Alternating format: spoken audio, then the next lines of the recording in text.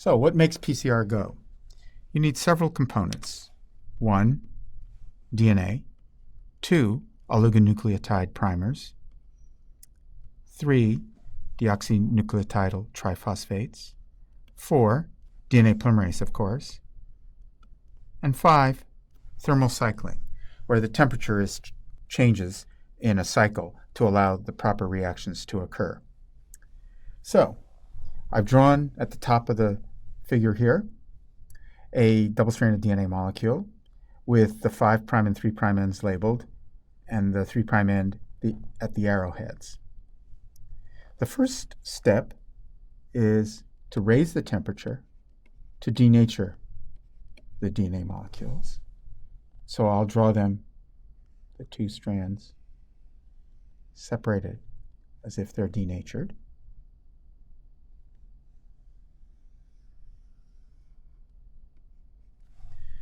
The second step is to lower the temperature to allow the primers to anneal. So the primer, one primer will anneal at this point, and the other primer will anneal at this point. And then the third step is to elongate.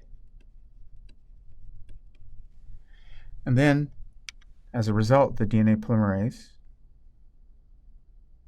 will copy the template strand and extend from the primer. Now we have 2 DNA molecules, and we simply repeat the same sequence of events in a second cycle, cycle 2, where we denature, anneal, and elongate. So I'm going to draw the 4 strands in order.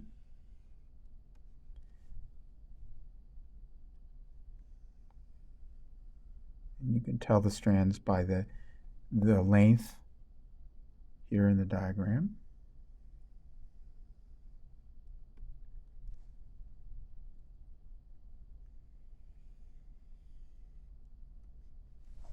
Okay, that's the denaturation step. And now we're going to anneal the primers.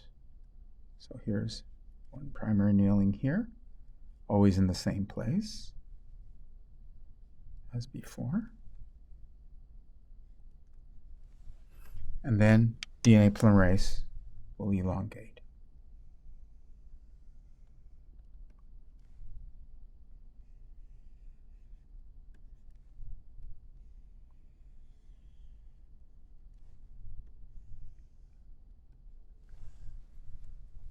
So after 20 cycles, you'll have just about 1 million molecules. And virtually all the molecules will be the same length. They will be the length of the DNA spanned by the 2 primers. Okay, so that's the basics of the PCR reaction. Now, there are some variations on the theme. First of all, you may have other DNA present in the mix that is completely different, except it happens to have sequences that are close enough to the sequence in the primers that there can be hybridization of the primers. So, for example, you can have a primer hybridizing there and a second primer hybridizing there. If that occurs,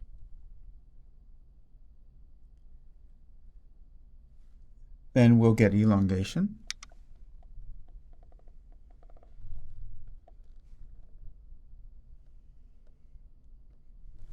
And copying of a different template strand. So that after 20 cycles,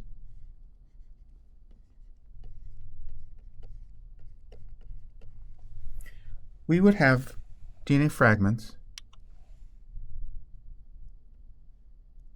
that will have the sequence of the original primers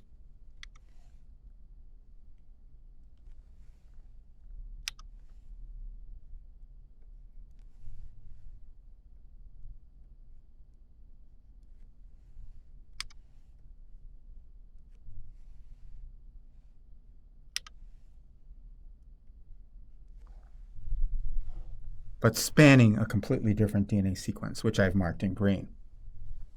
Another bad thing can happen, and that is the 2' may actually be complementary at their 3' ends if you haven't designed them properly. And so they could actually hybridize nose to nose. And if that happens after 20 cycles,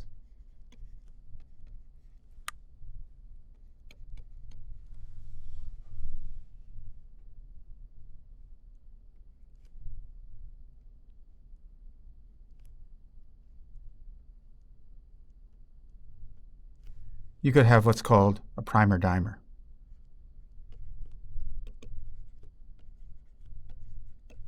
Now, the primer-dimer, of course, is going to be a different size from the amplicon that you're looking for in the target DNA.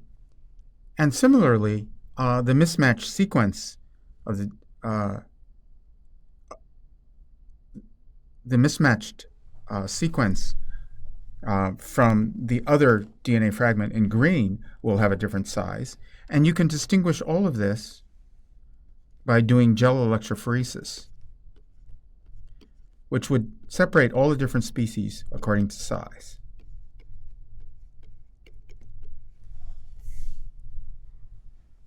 Now there's another variation, and that is that the DNA, the target DNA, may actually not be intact. So in that situation, you would have a primer hybridizing here and a primer hybridizing here. And then you would get extension or elongation. But on the bottom strand, the elongation will only go up to the gap because the polymerase can't jump the gap. But after 20 more cycles,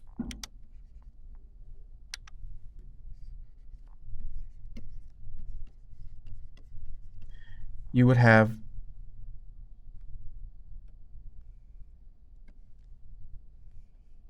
one million fragments of your original target DNA.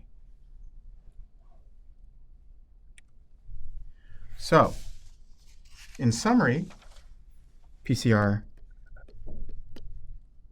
has many desirable properties. It's sensitive, extremely so, because you can get 1 million copies of a single DNA molecule. It's quite specific, but not precisely, as we explained. And it's robust, because the DNA doesn't have to be perfectly intact, but it has to be reasonably intact. So there you have it, the polymerase chain reaction. Thank you.